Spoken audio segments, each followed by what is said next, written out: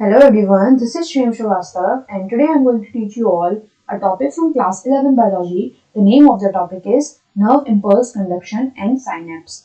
It is included in the chapter neural control and coordination.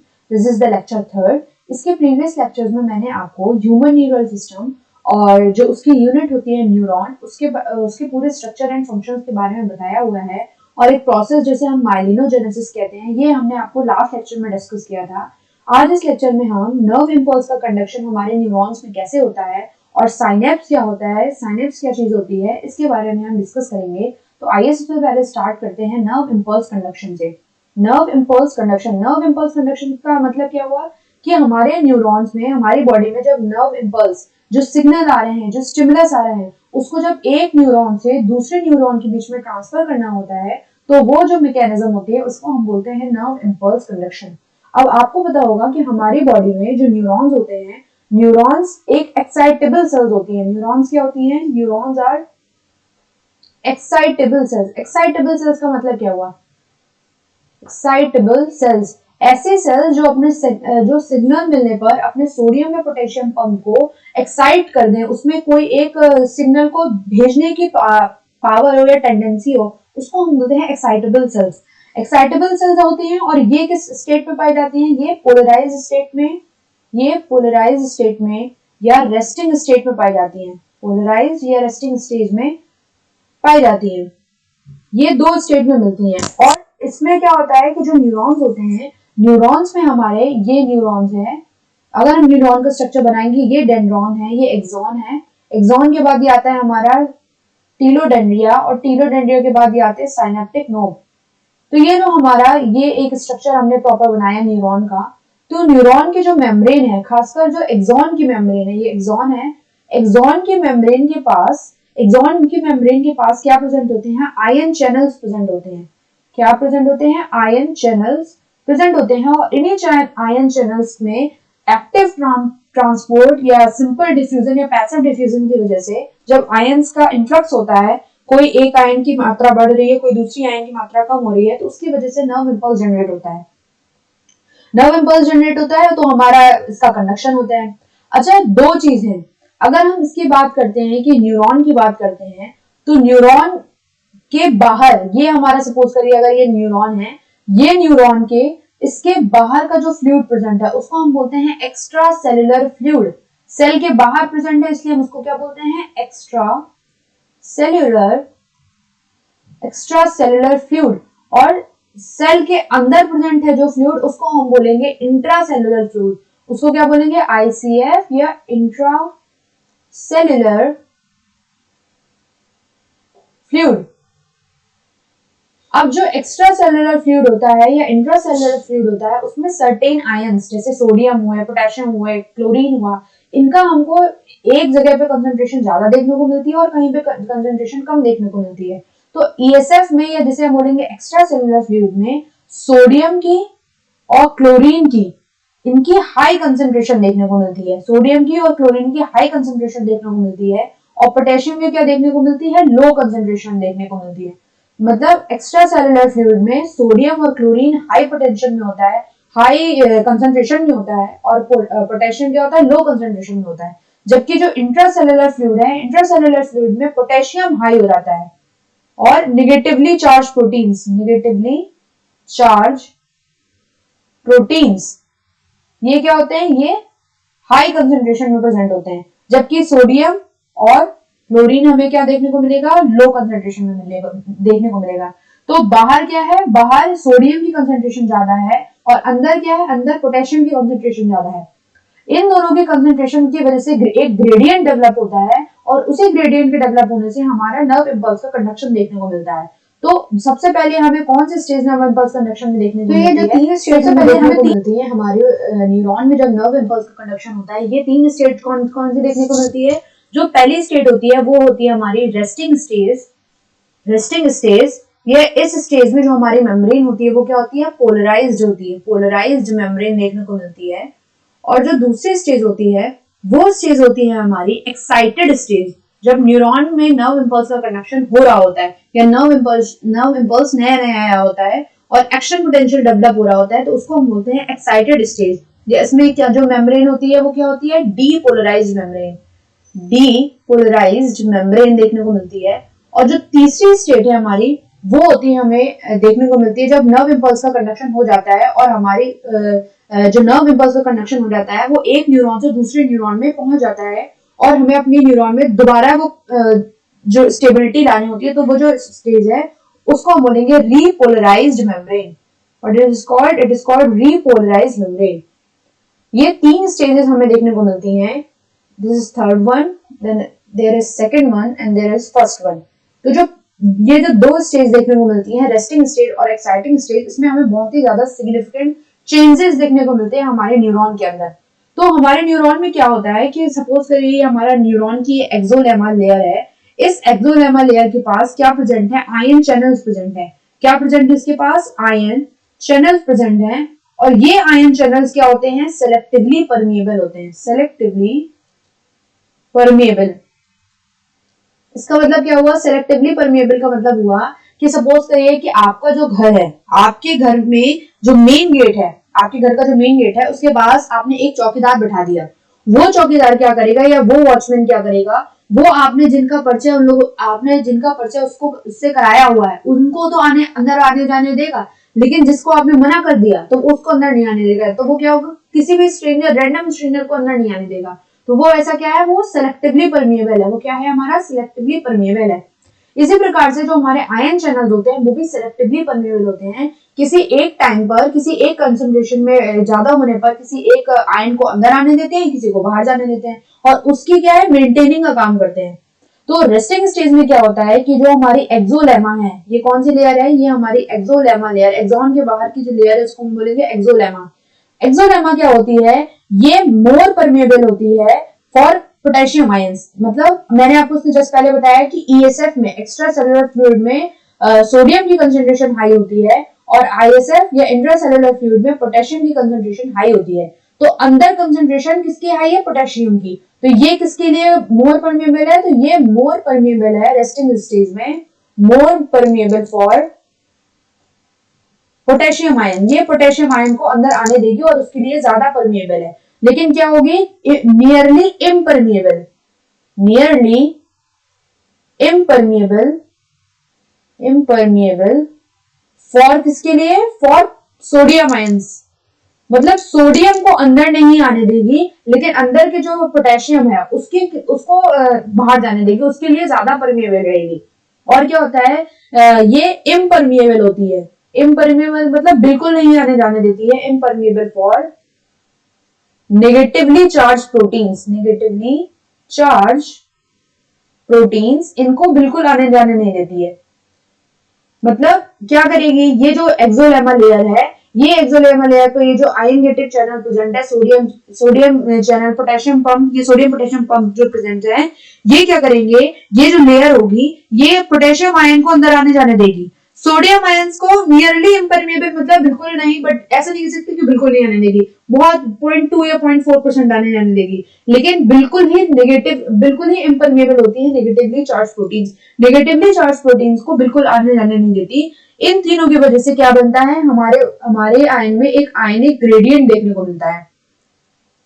क्या देखने को मिलता है, आयनिक ग्रेडियंट देखने को मिलता है। और ये आयनिक ग्रेडियंट का रिजल्ट क्या होता है कि आयनिक ग्रेडियंट, कैसा आयनिक ग्रेडियंट देखने को मिलता है कि ये अगर हमारा एक्स्ट्रा सेलुलर फ्लूइड है और ये हमारी मेम्ब्रेन है और ये इंट्रा सेलुलर फ्लूइड है, इसके बीच में जो हमारा पंप प्रेजेंट है, इसमें क्या होगा कि जो पंप प्रेजेंट है ये टू पोटेशियम को अंदर आने देगी, 2 पोटेशियम अंदर आते हैं और 3 सोडियम आयंस बाहर जाते हैं।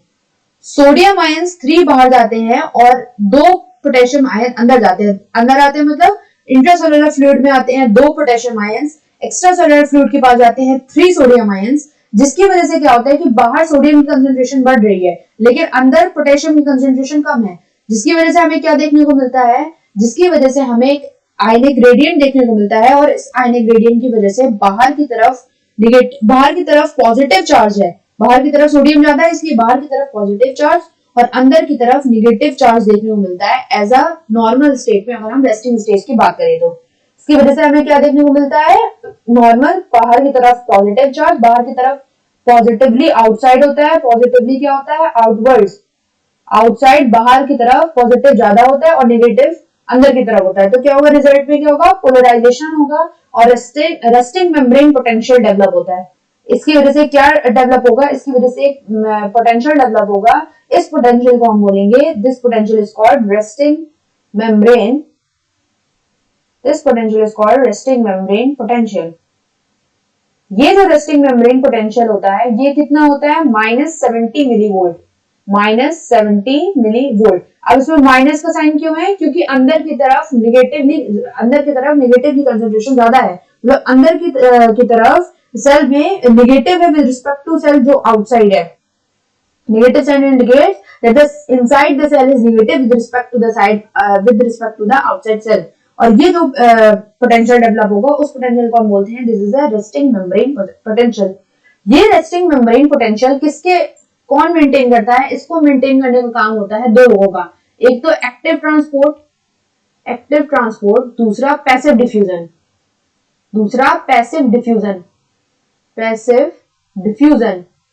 डिफ्यूजन ऑफ आयंस, ये इसको मेंटेन करने का काम करते हैं। और resting membrane potential active transport of ion से होगा और किससे होगा, पैसिव डिफ्यूजन होगा। जो एक्टिव ट्रांसपोर्ट है उसमें जो पंप काम करता है उस पंप का नाम होता है sodium potassium pump. This pump is what, sodium potassium pump. ये जो सोडियम पोटेशियम पंप है ये हमारे रेस्टिंग मेम्ब्रेन पोटेंशियल को मेंटेन कराने का काम करता है। इनके पास क्या होती है, कैरियर प्रोटीन्स लोकेटेड होती हैं। यहाँ पे हमारे ये जो हमारा एक्सोलेमा है, एक्सोलेमा के पास क्या प्रेजेंट है, कैरियर प्रोटीन्स। ये जो कैरियर प्रोटीन्स होती हैं ये कहां प्रेजेंट है, सेल की सरफेस की मेम्ब्रेन पे प्रेजेंट होती हैं। और ये किसके द्वारा काम करती हैं, ये एटीपी जो एनर्जी है, एटीपी का जो एनर्जी है उसके द्वारा मेंटेन की जाती है। अब हम बात करते हैं कि जो सेकेंड स्टेज है कि सपोज करिए हमारे बॉडी में नर्व इंपल्स का कंडक्शन हुआ और हमारी बॉडी में एक न्यूरॉन के पास कोई सिग्नल आया, तो वो जो सिग्नल आया वो कैसे एक दूसरे के पास ट्रांसमिट किया जाएगा। तो सेकेंड स्टेज के बारे में बात करते हैं। The second stage is what, excited stage या डीपोलराइज्ड स्टेज। तो अगर हम इसको पहले डायग्राम से देखें जो मैंने ऊपर आपको शो किया हुआ है, तो उस डायग्राम से देखने पे हमें ये पता चलता है कि बाहर की तरफ क्या है, किसकी कंसंट्रेशन ज्यादा है, हाई सोडियम कंसंट्रेशन। बाहर की तरफ क्या ज्यादा है, सोडियम की कंसंट्रेशन हाई है, और अंदर की तरफ पोटेशियम की कंसंट्रेशन हाई है। अंदर कौन, ICF, इंट्रासेल्युलर फ्लूइड में पोटेशियम की कंसंट्रेशन हाई है और एक्स्ट्रा सेल्युलर फ्लूइड में सोडियम की कंसंट्रेशन हाई है। और इन दोनों की वजह से हमें क्या देखने को मिलता है, रेस्टिंग मेम्ब्रेन पोटेंशियल देखने को मिलता है। ये रेस्टिंग मेम्ब्रेन पोटेंशियल को मेंटेन कराने का काम किसका होता है, सोडियम पोटेशियम पंप का। बाहर की तरफ क्या है, ये आउटसाइड की तरफ पॉजिटिव चार्ज रखती है और इनसाइड की तरफ नेगेटिव चार्ज रखती है। अब हम बात करेंगे सेकेंड स्टेट जिसे हम बोलेंगे डीपोलराइज्ड स्टेट या पोलराइज्ड मेम्ब्रेन। सेकेंड हम बात करेंगे एक्साइटेड स्टेज का मतलब क्या हुआ कि जब हमारे जो न्यूरॉन थी उसके पास कोई सिग्नल आया, तो क्या होगा कि जब डीपोलराइजेशन होगा तो नर्व इंपल्स या स्पाइक जनरेट होता है, नर्व इंपल्स जनरेट होता है। उस नर्व इंपल्स को हम बोलते हैं एक्शन पोटेंशियल। उसको हम क्या बोलते हैं, this is called action potential. और ये जो एक्शन पोटेंशियल होता है, ये एक्शन पोटेंशियल की वजह से न्यूरॉन्स में अंदर ही एक चार्ज डेवलप होता है। तो अगर हम स्टिमुलस अप्लाई करेंगे, तो जब स्टिमुलस अप्लाई करता है, स्टिमुलस हमारे किसी एक सेल के पास स्टिमुलाई आया, तो उसकी वजह से क्या होगी, membrane becomes freely permeable for sodium ions. पहले क्या था, जब रेस्टिंग स्टेज में जो मेम्ब्रेन थी वो नियरली इम्परमिएबल थी, सोडियम आयंस को बिल्कुल ही अंदर नहीं आने दे रही थी। लेकिन जैसे ही स्टिमुलस आया, जैसे ही उसके पास सिग्नल्स आया, नर्व इंपल्स आया, तो वो मेम्ब्रेन क्या हो जाती है, सोडियम आयंस को बहुत ही ज्यादा अमाउंट में अंदर आने देती है। तो जब सोडियम बहुत ज्यादा अमाउंट में अंदर आते हैं, 3 सोडियम अंदर आते हैं और 2 कैल्शियम बाहर जाते हैं, 2 पोटेशियम बाहर जाते हैं और 3 सोडियम अंदर आते हैं, तो क्या होता है कि तो हमें एक आयनिक ग्रेडियंट देखने को मिलता है। और आयनिक ग्रेडियंट में क्या होता है कि सपोज करिए ये हमारी एक्सोलेमा है, और इस एक्सोलेमा के पास ये एक साइड, ये बाहर की तरफ क्या है, पॉजिटिव चार्ज था, रेस्टिंग स्टेज में ये बाहर की तरफ पॉजिटिव चार्ज प्रेजेंट था और अंदर की तरफ क्या चार्ज प्रेजेंट था, नेगेटिव चार्ज अंदर की तरफ प्रेजेंट था। जैसे ही नर्व इम्पल्स आया तो ये जो इसमें प्रेजेंट आयन गेटेड चैनल्स थे, खास करके सोडियम वाला जो चैनल था वो ओपन हो गया। ये सोडियम का चैनल ओपन हो गया और इससे अंदर बहुत ज्यादा मात्रा में सोडियम अंदर आने लगे। फ्री सोडियम अंदर आए तो अंदर में क्या हुआ, अंदर में आने पे जो नेगेटिव चार्ज था वो किस में चेंज हो जाएगा, पॉजिटिव चार्ज में चेंज हो जाएगा। नेगेटिव चार्ज किस में चेंज हो जाता है, negative charge changes into positive charge. ये पॉजिटिव में चेंज हो जाएगा और बाहर की तरफ जो पॉजिटिव चार्ज था वो चेंज होके रिवर्स पोलैरिटी देखने को मिलेगी और बाहर की तरफ हमें ये नेगेटिवली चार्ज देखने को मिलेंगे। तो बाहर की तरफ क्या जनरेट हो गया, नेगेटिव, और अंदर की तरफ पॉजिटिव। ये एक साइड पे जनरेट हुआ जिसे हम बोलेंगे साइड ए, ये एक जगह पे जनरेट हुआ। अब यही जो चार्ज है जब ये थोड़ा और आगे बढ़ता है तो अंदर की तरफ अब देखो हमें करंट देखने को मिलेगा। ये पॉजिटिव है, ये नेगेटिव है, तो करंट हमें अंदर की तरफ साइड ए से साइड बी की तरफ, ये सपोज करिए हमारी साइड बी है तो साइड ए से साइड बी की तरफ जो करंट फ्लो करेगा वो इनवर्स फ्लो करेगा। और बाहर की तरफ क्या होगा, बाहर की तरफ जो side B to side A current flow करेगा, पॉजिटिव टू नेगेटिव फ्लो करेगा। तो करंट क्या फ्लो करता है, करंट फ्लोज, एक करंट डेवलप होता है, ये करंट फ्लोज करता है इनवर्स। इनवर्स कौन से डायरेक्शन में, मतलब अंदर की तरफ फ्लो करता है ए टू बी। और अगर आउटवर्ड्स की बात करें तो ये फ्लो करता है फ्रॉम बी टू ए। ये हमें एक क्या देखने को मिलता है, इलेक्ट्रिक करंट देखने को मिलता है। और जब ये करंट फ्लो करता है from side A to side B तो हमें क्या देखने को मिलती है, रिवर्स पोलैरिटी देखने को मिलती है। रिवर्स पोलैरिटी मतलब इसकी पोलैरिटी चेंज हो जाती है। अब यहाँ पे सोडियम बहुत ज्यादा अमाउंट में अंदर आ रहे हैं और पोटेशियम उतने अमाउंट से बाहर नहीं जा पा रहे हैं, तो एक हमें सोडियम का यहाँ पे क्या देखने को मिलता है, इनफ्लक्स देखने को मिलता है। सोडियम इनफ्लक्स देखने को मिलता है, सोडियम की कंसंट्रेशन हाई हो जाती है। सोडियम की कंसंट्रेशन हाई होती है तो हमारे नर्व इम्पल्स का कंडक्शन होता है और जैसे ये side A to side B जा रहा है ऐसे ही इंटरनली एंड तक पहुंच जाता है। साइड ए से पूरे एक्सॉन में होता हुआ एंड तक पहुंचेगा टीलोडेंड्रिया के पास और नर्व इम्पल्स का कंडक्शन करा देगा।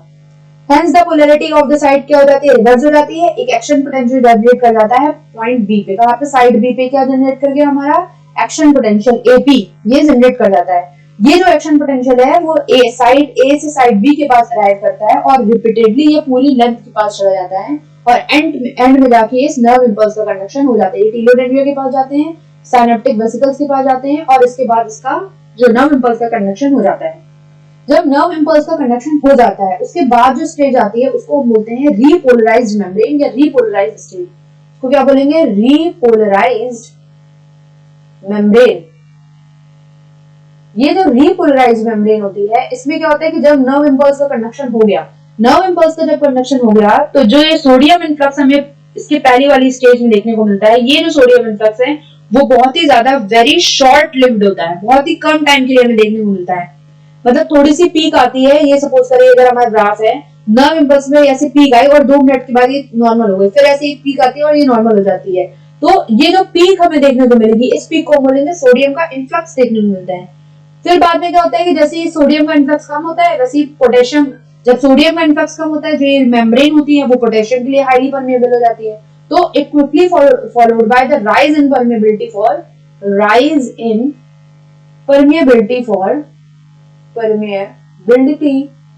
For potassium ion. बाद में क्या होता है कि जब नर्व इम्पल्स का कंडक्शन हो गया, सोडियम का इन्फ्लक्स हो गया, जब अब सोडियम को नॉर्मल स्टेज में लाना है तो अब सेल क्या करती है कि इंट्रासेलुलर फ्लूइड में अब आईसीएफ में पोटेशियम की कंसंट्रेशन को बढ़ाने लगती है। पोटेशियम की कंसंट्रेशन को बढ़ाएगी कैसे, इसकी जो मेम्ब्रेन है इसको फ्रीली परमेबल कर दो। जब मेम्ब्रेन परमेबल हो जाएगी तो पोटेशियम अंदर बहुत ज्यादा अमाउंट में आने लगता है और सोडियम जो अंदर का है वो बाहर जाने लगता है।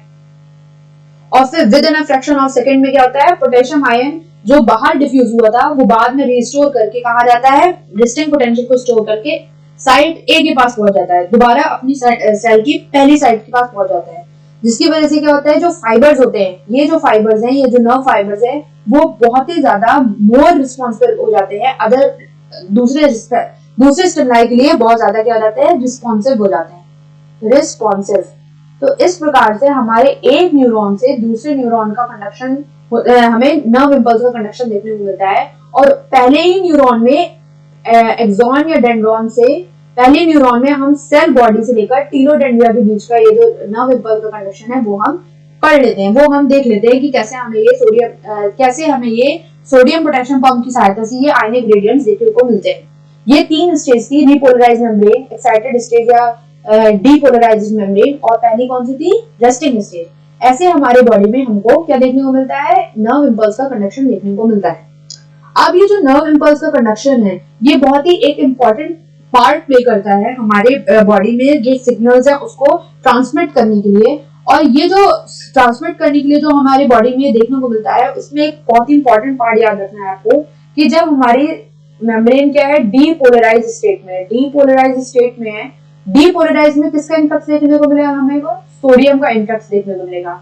और जब वो रिपोलराइज स्टेट में है, रिपोलराइज स्टेट में हमें देखने को मिलेगा किसका इन्फ्लक्स, रिपोलराइज स्टेट में हमें देखने को मिलेगा पोटेशियम का इन्फ्लक्स। ये 2 इंपॉर्टेंट पॉइंट याद रख लीजिए, इससे आपको पूरा नर्व इंपल्स कंडक्शन समझ में आ जाएगा।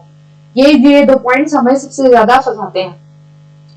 अच्छा, एक बहुत इंपॉर्टेंट बात आपको याद रखनी है कि जब नर्व इंपल्स एक साइड ए के पास पहुंची, मतलब ये एक्सोलेमा की साइड ए है, ये एक्सोलेमा की साइड बी है, तो नर्व इंपल्स का कंडक्शन हमेशा side A to side B होगा।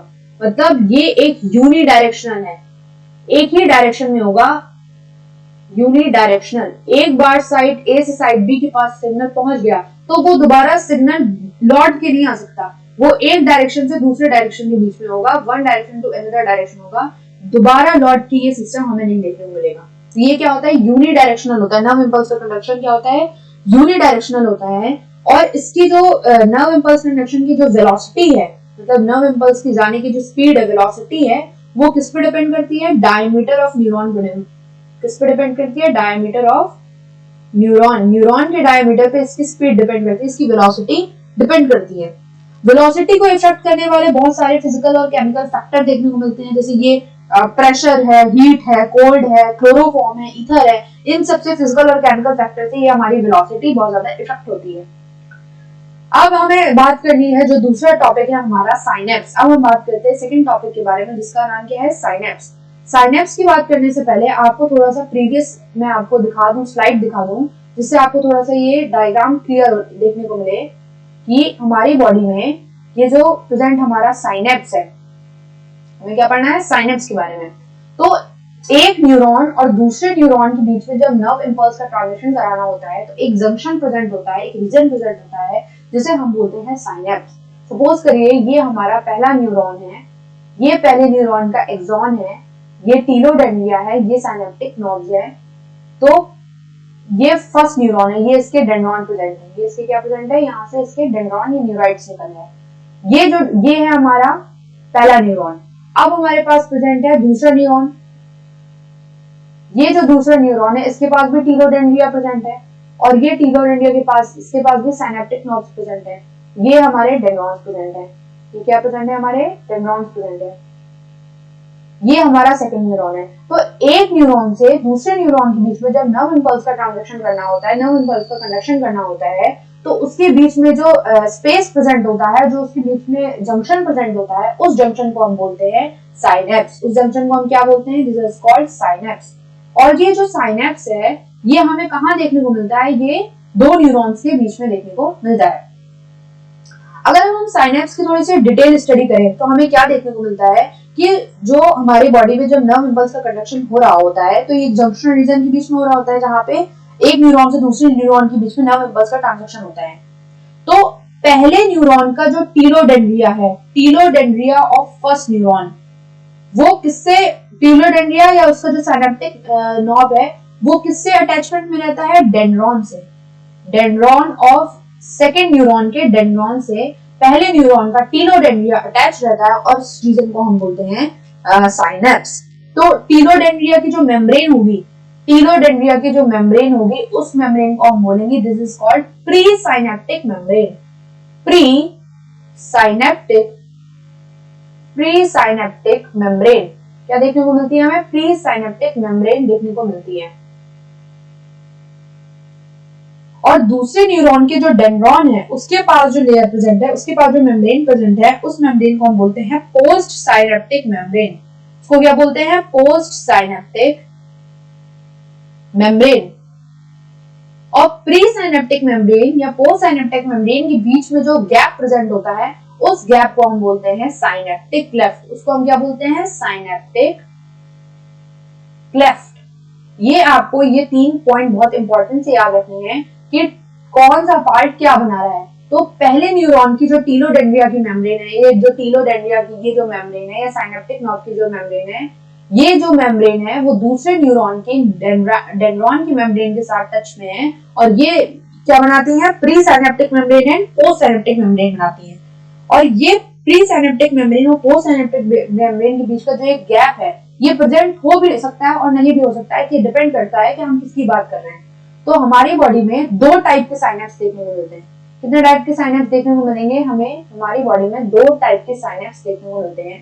पहला होता है जिसे हम बोलते हैं केमिकल साइनेप्स, केमिकल साइनेप्स। दूसरा हमें देखने को मिलता है इलेक्ट्रिकल साइनेप्स, इलेक्ट्रिकल साइनेप्स। अच्छा, जो केमिकल साइनेप्स होता है और इलेक्ट्रिकल साइनेप्स होता है उसमें मेन डिफरेंस क्या होता है कि इलेक्ट्रिकल साइनेप्स में जो इंटरमेम्ब्रेनल स्पेस है, ये जो साइनेप्टिक क्लेफ्ट है, वो बहुत ही ज्यादा क्लोज प्रॉक्सिमिटी में होता है। तो क्लोज प्रॉक्सिमिटी, इंटरमेम्ब्रेनल स्पेस, यहाँ पे अगर हम लिखें इंटरमेम्ब्रेनल स्पेस, इंटरमेम्ब्रेनल स्पेस, तो केमिकल साइनेप्स में क्या होगा? केमिकल साइनेप्स में उस मेम्ब्रेन के अंदर, साइनेप्टिक क्लेफ्ट के अंदर न्यूरोट्रांसमीटर प्रेजेंट होते हैं और ये जो हमारे स्पेस है वो प्री साइनेप्टिक मेम्ब्रेन और पोस्ट साइनेप्टिक मेम्ब्रेन के बीच में फिजिकली फ्लूइड से कवर्ड होता है। तो physically separated by fluid, physically separated by fluid, और उस फ्लूइड को हम बोलते हैं, क्या बोलते हैं? Synaptic cleft. उसको हम बोलते हैं साइनेप्टिक क्लेफ्ट। लेकिन जो हमारा इलेक्ट्रिकल साइनेप्स होता है उनके बीच में जो इंटरमेम्ब्रेनल स्पेस होता है वो बहुत ही ज्यादा पास में होता है, क्लोज प्रॉक्सिमिटी में होता है, क्लोज प्रॉक्सिमिटी में होता है, प्रॉक्सिमिटी में होता है। और वहां उस पे क्या प्रेजेंट होते हैं? Present in gap junctions. इसमें हमारे गैप जंक्शंस प्रेजेंट होते हैं और गैप जंक्शंस हमें देखने को मिलते हैं। और क्या होता है कि जो केमिकल साइनेप्स है इसमें जब नर्व इंपल्स का ट्रांजिशन हो रहा होता है तो उसकी जो स्पीड होती है, स्पीड केमिकल साइनेप्स में स्लो होती है, लेकिन इलेक्ट्रिकल साइनेप्स में बहुत ही ज्यादा वेरी फास्ट होती है, बहुत ही विद इन अ सेकंड काम हो जाता है, वेरी फास्ट होती है। ट्रांसमिशन ऑफ इंपल्स इसमें किसके थ्रू होगा? इसमें होगा न्यूरोट्रांसमीटर के थ्रू, न्यूरोट्रांसमीटर इसके थ्रू इसमें नर्व इंपल्स का कंडक्शन होगा। और इसमें किसके थ्रू होगा? डायरेक्ट गैप जंक्शन के through, direct gap junction, gap junction के थ्रू इसमें नर्व इंपल्स का कंडक्शन हमें देखने को मिलता है। और ये हमारी बॉडी में जो केमिकल साइनेप्स है वो बहुत ही ज्यादा कॉमन है, common in our body, common in our system है, हमारी बॉडी में बहुत ज्यादा कॉमन है। लेकिन इलेक्ट्रिकल साइनेप्स वेरी रेयर होते हैं, बहुत ही ज्यादा रेयर होते हैं, बहुत ही कम देखने को मिलते हैं हमारी बॉडी में। तो ये आपको 2-4 पॉइंट्स हैं जो एनसीईआरटी में गिवन है, ये आपको याद होने चाहिए। क्या कि केमिकल साइनेप्स और इलेक्ट्रिकल साइनेप्स में मेन डिफरेंस जो याद रखना है वो इंटरमेम्ब्रेनल स्पेस का याद रखना है कि इनमें क्या प्रेजेंट होते हैं? न्यूरोट्रांसमीटर प्रेजेंट होते हैं और इसमें क्या प्रेजेंट होते हैं? गैप जंक्शन प्रेजेंट होते हैं। इलेक्ट्रिकल साइनेप्स में जो मेम्ब्रेन होती है वो बहुत ही ज्यादा क्लोज प्रॉक्सिमिटी में होती है। अच्छा, इसमें एक पॉइंट याद करने वाला है कि जो इलेक्ट्रिकल साइनेप्स में नर्व इंपल्स का कंडक्शन होता है वो बहुत ही वेरी सिमिलर होता है to impulse conduction along a single axon. Single axon में, एक एक्सॉन के अंदर जो इंटरनल कंडक्शन हो रहा है वो वेरी सिमिलर होता है केमिकल साइनेप्स, वो वेरी सिमिलर होता है इलेक्ट्रिकल साइनेप्स की तरह।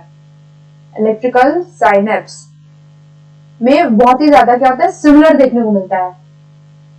और जो इलेक्ट्रिकल साइनेप्स है वो हमारे बॉडी में बहुत ज्यादा क्या होता है? रेयर देखने को मिलते हैं। अब इसमें इसका हमें ये देखना है कि इसकी मैकेनिज्म क्या होती है, साइनेप्स की मैकेनिज्म हमें देखनी है कि ये इसमें नर्व इंपल्स का कंडक्शन हमको कैसे देखने को मिलता है।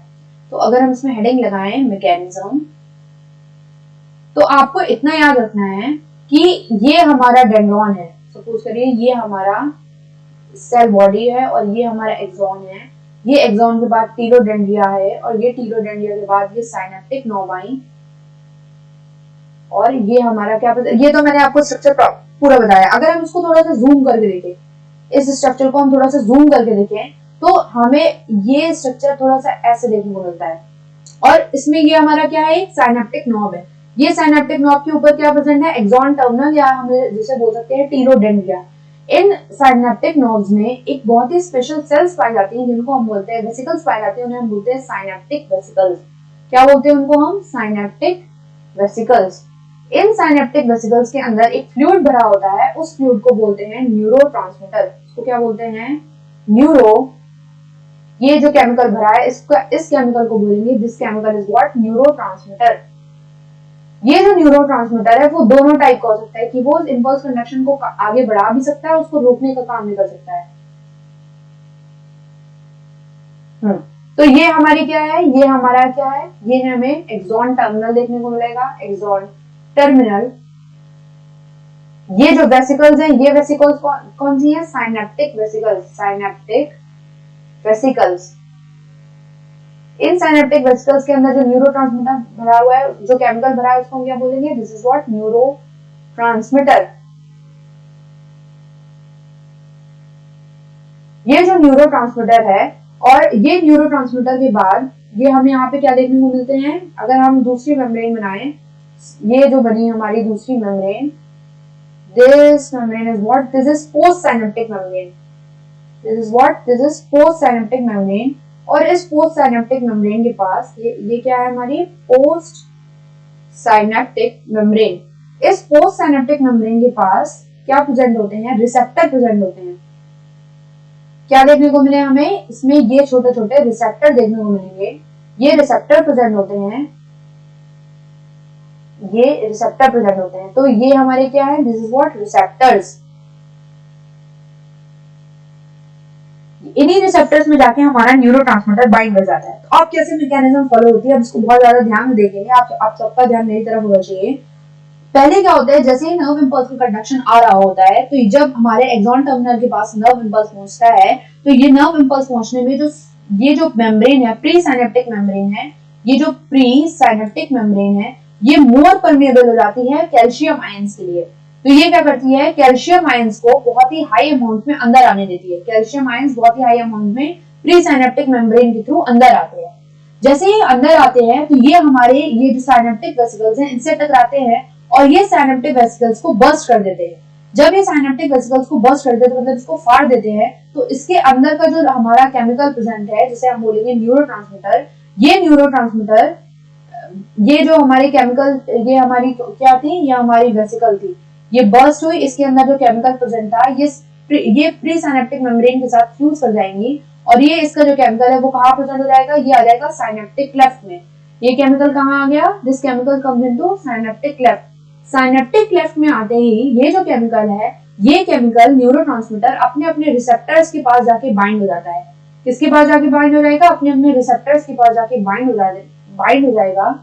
जब रिसेप्टर्स के पास जाके बाइंड होता है, तो क्या होता है कि जब रिसेप्टर्स के पास जाके हमारा न्यूरोट्रांसमीटर बाइंड हो गया, तो ये जो पोस्ट साइनेप्टिक मेम्ब्रेन है, ये पोस्ट साइनेप्टिक मेम्ब्रेन किसके लिए परमेबल हो जाती है, सोडियम के इंटेक के लिए परमेबल हो जाती है।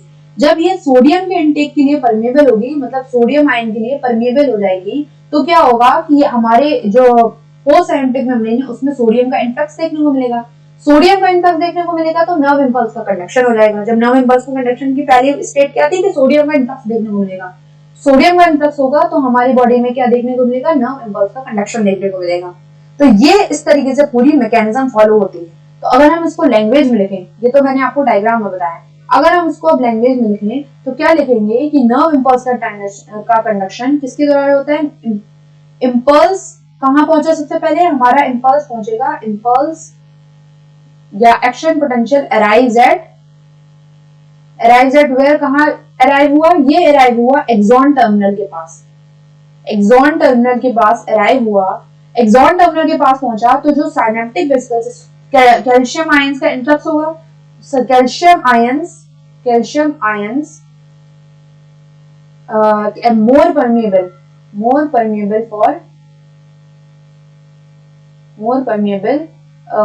Pre-synaptic membrane. तो प्री-साइनेप्टिक मेम्ब्रेन हमारे कैल्शियम आयन के लिए क्या हो जाएगी, मोर परमेबल हो जाएगी, ज्यादा परमेबल हो जाएगी।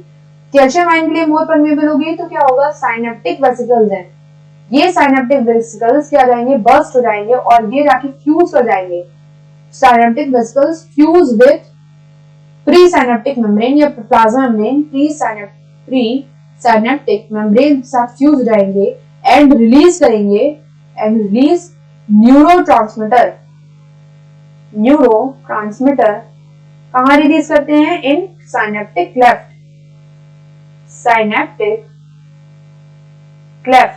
साइनेप्टिक क्लेफ्ट में ये न्यूरोट्रांसमीटर कहाँ चले जाएंगे? साइनेप्टिक क्लेफ्ट के पास ये न्यूरोट्रांसमीटर पहुंच जाएंगे।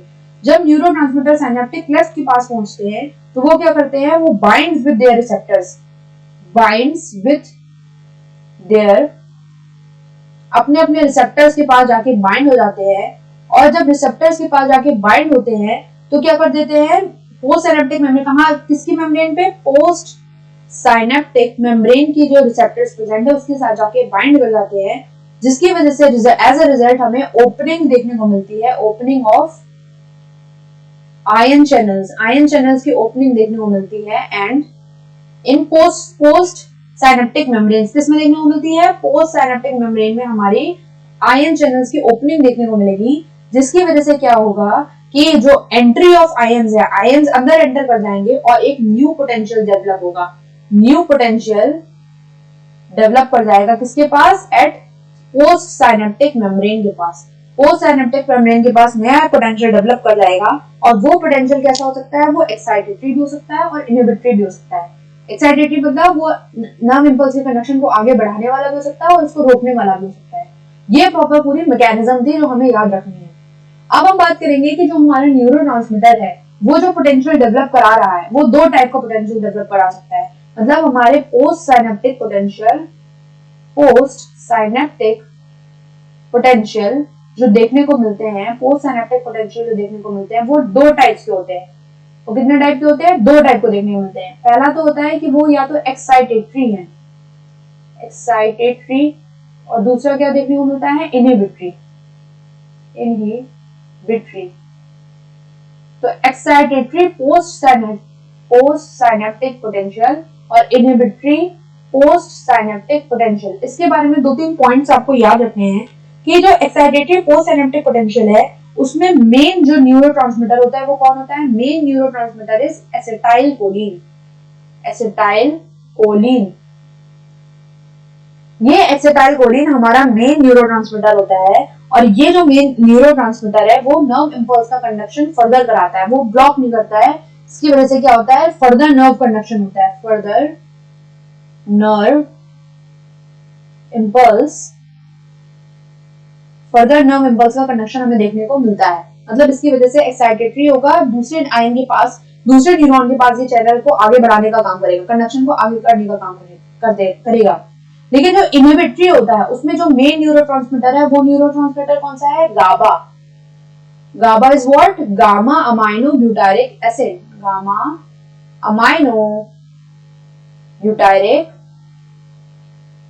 एसिड। ये जो गामा अमाइनो ब्यूटारिक एसिड जो न्यूरोट्रांसमीटर है वो इनहिबिट कराने का काम करता है और वो एक्शन पोटेंशियल को पोस्ट साइनेप्टिक मेम्ब्रेन के पास आगे नहीं जाने देता। ये क्या कराता है? पोस्ट साइनेप्टिक मेम्ब्रेन के पास जाता है और जो नर्व इंपल्स का कंडक्शन है, मतलब जो चैनल्स की ओपनिंग उसको बंद कर देता है और फर्दर नर्व इंपल्स के कंडक्शन को क्या कर देता है? ब्लॉक कर देता है, उसको आगे नहीं बढ़ने देता है, एक न्यूरॉन से दूसरे न्यूरॉन के पास जाने पर रोक देता है। ये दो मेन एक्साइटेटरी पोटेंशियल इसके बारे में आपको पता होना चाहिए। अच्छा, इसमें एक पॉइंट आता है जो आपको थोड़ा सा याद होना चाहिए। वो पॉइंट क्या है कि जो साइनेप्टिक क्लेफ्ट होती है, जैसे सपोज करिए हमारा एक्साइटेटरी पोटेंशियल आया और हमारा एक न्यूरॉन में ये पोटेंशियल डेवलप होकर दूसरे न्यूरॉन के पास चला गया, तो जो वो पहला न्यूरॉन है उसका जो न्यूरोट्रांसमीटर है वो तो अभी भी साइनेप्टिक क्लेफ्ट में फैला हुआ है। तो साइनेप्टिक क्लेफ्ट में एक एंजाइम पाया जाता है, उसका नाम होता है कॉलिनेस्टेरेज एंजाइम। कॉलिनेस्टेरेज एंजाइम ये हमारे साइनेप्टिक क्लेफ्ट में पाया जाता है। ये क्या करता है कि ये जो एसिटाइल कोलिन रिसेप्टर है, एसिटाइल कोलिन, इसको न्यूरोट्रांसमीटर है, इसको एसिटेट और कोलिन में दोबारा तोड़ देता है, एसिटेट और कोलाइन में दोबारा तोड़ देता है। जब ये एसिटेट और कोलाइन में दोबारा टूटते हैं तो ये अपने वापस पहुंच जाते हैं प्री साइनेप्टिक मेम्ब्रेन के पास और वापस अंदर जाके साइनेप्टिक वेसिकल्स के अंदर क्लोज हो जाते हैं। तो ये एक थोड़ा सा इंपॉर्टेंट पॉइंट था जो आपको याद रखना है कि साइनेप्टिक क्लेफ्ट में कौन सा एंजाइम फंक्शन करता है? Colin stress enzyme. तो ये प्रॉपर पूरा आज हमने साइनेप्स की बात कर ली। इसमें मेरे हिसाब से अब मुझे नहीं लगता कि कोई पॉइंट छूटा होगा, मैंने आपको सारे पॉइंट्स बता दिए हैं। तो अगर आपको ये आज का लेक्चर समझ में आया हो तो ये आपको लाइक, सब्सक्राइब एंड शेयर जरूर करिए। और ये जो आज का लेक्चर था, ये अगर आपको कोई डाउट्स है, कोई भी इसमें ऐसा टॉपिक है जिसमें आपको कुछ समझ में नहीं आया हो, तो आप मेरे से कमेंट सेक्शन में पूछ सकते हैं, मैं आपको उसमें उसके आपके डाउट्स क्लियर कर दूंगी। फिलहाल के लिए thank you, that's it and let's review in the next lecture. Thank you very much.